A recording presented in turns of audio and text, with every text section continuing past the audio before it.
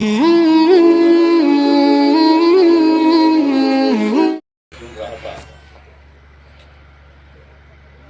पहला ऐलान all India सूफी board का किया गया, तो मैं आपके सामने बताना चाहूँगा, काफ़ी लोग उस प्रोग्राम में थे कि मुंबई के अंदर कुछ महीने पहले ऑल इंडिया सूफी बोर्ड बनाया गया और उसमें इस हाजी अराफात शेख को अध्यक्ष करके चुना गया।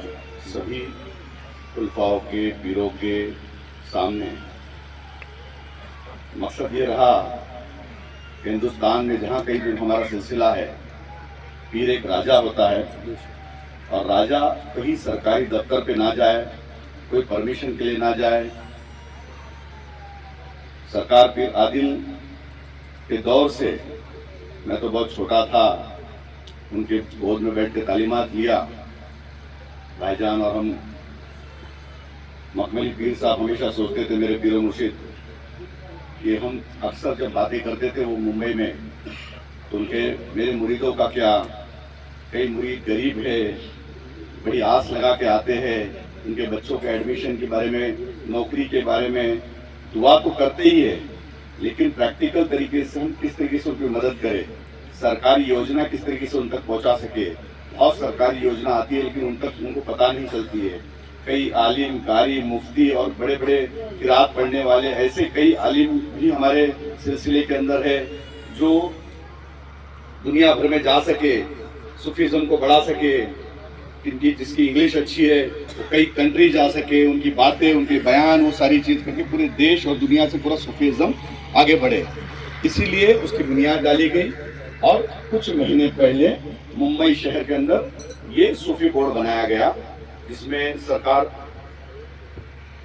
आदिल नवाज साहब जो हमारे भाईजान के बेटे, उनको कार्याध्यक्ष बनाया गया, वर्किंग प्रेसिडेंट। अब खास बात यह है कि कुछ ही दिनों में पूरे हिंदुस्तान से कदीर भाईजान, फहमी पीर साहब, तरक्की पीर साहब, बरतरी पीर साहब के वहां से कुछ यादी आएगी और वो सारी यादी को लेकर रमजान के बाद पूरे इंडिया के अंदर सूफी बोर्ड की पूरी जो बुनियाद है, जो बेस है, उसको बनाया जाएगा। ईद मिलन का प्रोग्राम होगा। तेरा रोजा मेरे ख्वाजा से मिलता जुलता है, शहंशाहे दिल बाबा सलामती, शहंशाहे दिल मुर्शिद सलामती। होगा परमिशन की जो कई समस्या आ जाती है, हमने देखा कि कई जगह पे परमिशन नहीं मिलते, जमीन तो ले लेते लेकिन वहाँ कोई अलग अलग तरीके की सरकारें होती है, अलग अलग तरीके के लोग होते हैं, वहाँ परमिशन देने के लिए तकलीफ होती है। जैसे कि रास्ते की बात आई, तो मैं आज ये भी ऐलान करता हूँ कि ऑल इंडिया सूफी बोर्ड की तरफ से आपने सिर्फ एक ऐलान किया कि ये पानी का हैंडपंप की आपने बात की कि पानी का हैंडपंप हाजी करामत तेरे दर पर हमने ये इब्ने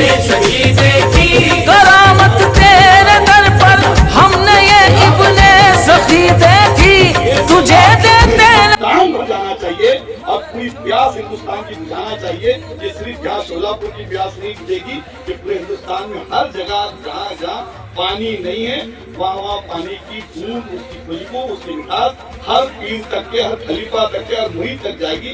इसकी बुनियाद आज शोलापुर में की गई है। ये आपके सामने कहूँगा। दूसरा ऐलान हम ये कह रहे हैं कि सूफी बोर्ड की तरफ से मैंने और भाईजान ने, तू भी कर ऐसा तुझे भी अकल देते हैं, तू भी कर ऐसा तुझे भी अकल देते हैं, तू मुश्किलों को जो तकदीर मान बैठा है, तू मुश्किलों को जो जागता कैसा मंजर नजर आता है। तो मैं जैसे ही देखा तो मेरे बॉडीगार्ड ने कहा कि ये दरगाह आ गई। जिस तरीके से दरगाह देखा, देखने के बाद वाह करके दिल से निकला। तो हमेशा इस दरबार में आने के बाद हर कोई वाह कहना चाहिए, इसलिए रास्ता सीधा करने का है। तो वो रास्ता सीधे करने की भी जो जिम्मेदारी होगी आज कदीर भाईजान और हम, उसके अंदर जो भी ताउन करना है वो ताउन करके वो रास्ता सीधा करने का भी काम आज मैं ऐलान करता हूँ। ये खास बोलने के लिए मैं खास वहाँ पे आया। ये सारी चीजें हैं। अब कुछ चीजें जो होती है जो हम ऐलान नहीं कर सकते, कुछ चीजें बोल नहीं सकते, कुछ सरकारी जब ओहदे के ऊपर जब जाने के बाद बहुत सारी चीजें मीडिया में हर सारी बातें आती है तो उसका एहतियात रखना पड़ता है। लेकिन ये हाजी अरफात शेख आपका एक भाई के नाते, आपका खानदान का एक व्यक्ति होने के नाते आप जब कभी भी आवाज देंगे इंशाअल्लाह ताला ये हाजी अरफात किसी आपके साथ खड़ा रहेगा। यही कहने के लिए खासतौर पर मैं आपके बीच हाजिर हुआ हूँ। जो पानी की बात की, ये तो हम शुरुआत करेंगे, कोशिश करेंगे कि ज्यादा से ज्यादा हमारे खुलफाओं को किस तरीके से मदद कर सके। उसमें जो भी सरकारी आप जमीन तो आप लेंगे ही, लेकिन जमीन के अंदर लेने के लिए जो सरकारी अड़चन आएगी, सरकारी चीजें होगी, उसका पूरा खर्च सूफी बोर्ड उठाएगी। ये आपके सामने ये भी एक ऐलान करूंगा। पूरे हिंदुस्तान में हर जगह में हर स्टेट के अंदर इसकी ऑफिसेस बनाई जाएगी और उस ऑफिस के जरिए पूरा जो उनका ख्याल, जो इखराजात के खर्चे होते हैं वो भी सूफी बोर्ड उठाएगी। ये भी आपके सामने ऐलान करूंगा।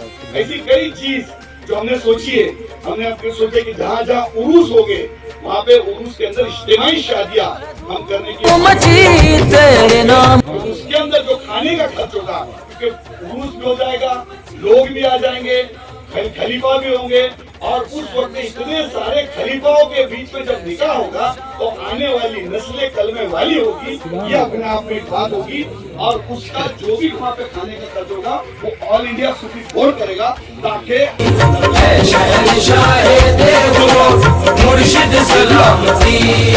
कोई नाज करे है सजदों पर, कोई नाज करे है सजदों पर, कोई नाज करे है जन्नत पर, कोई नाज करे है जन्नत पर। पहुंचाने की कोशिश हमारी रहेगी। यही आपके सामने कहूँगा कि आप लोग खूब दुआ कीजिए, अल्लाह से खूब दुआ कीजिए। हर साल मुकाम इब्राहिम पे जब जाता हूँ तो अल्लाह से खूब दुआ करता, अल्लाह मेरा ईमान ताज़ा रखे। जहाँ जहाँ जा रहा हूँ मेरे कौम के लोगों से वादे करो तो अल्लाह मुझे कायम और दायम होने वाला बना। मुझे उन लीडरों से मदद जिन्होंने अपनी कौम को धोखा दिया, यही मैं आपके सामने कहने के लिए आया हूँ। मस्जिद मोहम्मद बिन अब्दुल्ला यानी बाबरी मस्जिद, जिसको बाबरी मस्जिद के लोग नाम जानते थे, कई बुजुर्ग यहाँ बैठे हुए जिन्होंने सारे हालात को देखा है। अल्हम्दुलिल्लाह अल्हम्दुलिल्लाह बीजापुर में पहला ऐलान हुआ, सरकार फिर आदिल के वहाँ पे इजाजत ली गई, कदीर भाईजान को इजाजत दी और ये हाजी अरफात निकल पड़ा और हिंदुस्तान की सबसे बड़ी मस्जिद मोहम्मद बिन अब्दुल्ला जिसका नाम रखा गया, मेरे नबी के नाम से रखा गया, उसका इस हाजी अरफात को चेयरमैन बनाया गया। और वो चेयरमैन बनने के बाद एक अद्भुत मस्जिद बनने जा रही है, एक ऐसी मस्जिद जो एक मिसाल होगी कि अपने आप में जिधर दुनिया का सबसे बड़ा कुरान बनाया जा रहा है, जो 21 फीट लंबा है और 18 फीट पे खुलेगा। ये अपने आप में एक बात होगी। वो केसरी रंग का होगा, क्योंकि हमने जब केसरी रंग के अंदर जब टटोला तो हमने जब देखा कि हिंदुओं ने कहा कि केसरी रंग हमारा है, लेकिन हमने सूफीज्म के तरीके से देखा तो ये केसरी रंग जिसको हम चिश्तिया कहते हैं, ये सरकार गरीब नवाज का कलर है, तो हमने उस कलर को केसरी रंग का किया, यानी चिश्तिया रंग का बनाया जा रहा है। कि अपने आप में एक अद्भुत बात होगी। ये सारी बातें मैं इसलिए कह रहा हूँ कि कुछ ही दिनों के अंदर उसकी पहली ईद हमारे कदीर भाईजान यानी लासानी पीर साहब और सभी लोग मुंबई शहर से अयोध्या के लिए जब जाएंगे तो वही जश्न मनाते हुए हमारे नबी के लिए जब ईद की वो आलम होगी तो मस्जिद की क्या बात होगी, और मस्जिद की बात देखें तो मेरे नबी की क्या बात होगी। ये सिलसिले वाला हाजी अरफात शेख, उसको जिम्मेदारी दी गई। मैं आप लोगों को दावत देता हूँ, बहुत सारी चीज अद्भुत उसमें आने जा रही है। दुनिया की अजीम मस्जिद, जब अजान होगी तो अल्लाह अकबर जैसा होता पानी उछल के अजान देगा, ये भी अपने आप में एक बड़ी बात होगी। जब वहाँ पे मगरिब होगी तो ऑटोमेटिक लाइट शुरू हो जाएगी, फजर में ऑटोमेटिक लाइट बंद होगी, ये भी एक अद्भुत होगी। वहाँ पे दुनिया का सबसे बड़ा फिश एक्वेरियम आ रहा है, जो वहाँ जो लोग जाएंगे, टूरिस्ट जाएंगे, बच्चे जाएंगे, हमारी बहनें जाएगी तो वहाँ जाएंगे और फिश को देखेंगे, फिश एक्वेरियम को देखेंगे और वजू करेंगे और 2-2 रकात नमाज अदा करेंगे। जो लोग बेकसूर मारे गए उनके लिए ता कयामत तक के दुआए मगफिरत होगी और 2 रकात नमाज अदा की जाएगी। ये अपने आप में एक बड़ी बात होगी। हमारा दावा है, हमारे सिलसिले का दावा है कि इसके बाद यूपी से कोई भी कैंसर का पेशेंट मुंबई शहर में आएगा, जो जाएगा वो मस्जिद मोहम्मद बिन अब्दुल्ला हॉस्पिटल में जाएगा और वो भी मुफ्त में इलाज किया जाएगा। ये भी अपने आप में बड़ी बात रहेगी। और हम इस तरीके से काम करने जा रहे, 3000 से 5000 लोग ता कयामत तक के वहाँ पे खाना खाएंगे, मुफ्त में खाएंगे, किसी भी जाति धर्म का हो, कोई भी व्यक्ति हो। यही सिलसिला, यही हमारा सिखाता है, यही सरकार गरीब नवाज सिखाते, यही पीर आदिल सिखाते, यही बरतरी पीर सिखाते, यही मखमली पीर सिखाते, यही सलामती पीर सिखाते। यही बुनियाद पे ये हाजी अराफात शेख निकला है। मेरे लिए दुआ कीजिए, जो कोई भी जहाँ कहीं भी हो, वो अपने घर में हमारी बहनों से, हमारी बेटियों से, हमारे सिलसिला के सारे खलीफाओं से कहूंगा कि खूब दुआ कीजिए कि इस काम में ये हाजी अराफात शेख को कामयाबी मिले, किसी भी तरीके की कोई तकलीफ ना है, और हमारी मस्जिद मोहम्मद बिन अब्दुल्ला जल्द से जल्द तैयार हो, किसी भी तरीके की कोई अड़चन नहीं आए। इतने सारे शाह साहब लोग बैठे, इन शाह साहब को कहूंगा कि आप लोग ना जाने किसी के अल्लाह सुनने वाला है, ये वक्त आधी रात के वक्त अल्लाह तबारक तआला जब सुनता है, क्योंकि ये जब कव्वाली का मामला होता है, जब ये सारी चीजें होती है, तो इसके पीछे भी बहुत राज है कि हम अपनी नींद को छोड़कर इस महफिल में बैठे तो अल्लाह सुन रहा है, अल्लाह देख रहा है कि उसकी हमदो सना की जा रही है। तो मैं आप लोगों से कहूंगा खूब मेरे लिए दुआ कीजिए कि अल्लाह इसमें कामयाबी अता फरमाए। यही कह के यही रुकता हूँ। अस्सलाम वालेकुम। और इंशाअल्लाह ताला मुंबई जब कभी भी आए तो जरूर आए, क्योंकि अपना सूफी भवन जल्द से जल्द मुंबई शहर में आ रहा है। इसके बाद कोई भी पीर किसी के घर में नहीं रुकेगा, किसी होटल में नहीं रुकेगा, अपने खुद के सूफी भवन में रुकेगा। यही बुनियाद सबसे पहले की, और अल्हम्दुलिल्लाह अगले साल से सूफी भवन का काम शुरू होने जा रहा है। हमने नवी मुंबई मांगा था, लेकिन हमारे पीर का ऐसा कर्म हुआ कि नवी मुंबई की जगह पे हमको जगह बीकेसी कुर्ला बांद्रा में हमको जगह दी जा रही है। ये भी अपने आप में एक बड़ी बात है कि ये आपका खुद का सूफी भवन होगा। आप मुंबई शहर में आएंगे, इसके बाद हमारे सिलसिले का सरकार पीर आदिल के नाम का सूफी भवन बनने जा रहा है। यही अपने आप में बड़ी बात है। यही कहकर यह रुका। अस्सलाम वालेकुम। वालेकुम अस्सलाम।